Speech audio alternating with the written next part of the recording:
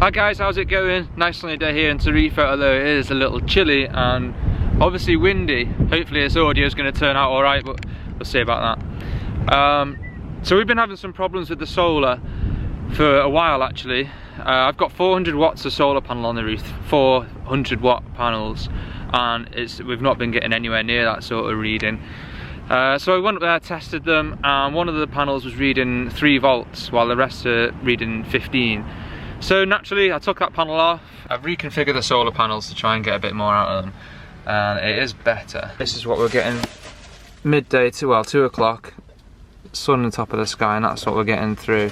While I was up there, I noticed that the panels were, the plastic coating on the panels was really dull and cloudy, if you like. And obviously solar and cloud doesn't go together, so with the panel that we took off, me and a couple of lads here tried a few different products on it to clear it up, and one of them did quite a good job actually. So I got up on the roof, spent a good amount of time cleaning the panels with toothpaste, a bit of water and a rag. So I wasn't 100% if this is going to sort the job out at all, but the results were pretty substantial.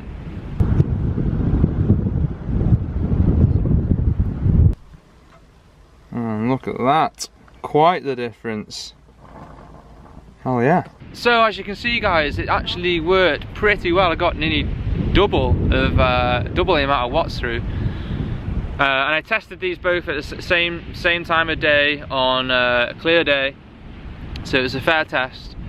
Obviously now if you had a buffer, an electric buffer and some real compound like a G3 or even some sort of T-cut, they do even better of a job. If you do try this though, make sure you don't put too much pressure on the panels. I mean, some of them are stronger than others. I mean, some manufacturers say you can walk on them and everything, but still I wouldn't want to put too much pressure on them. So if you're having this issue, give it a go, let me know how you got on in the comments, and see you on the next one.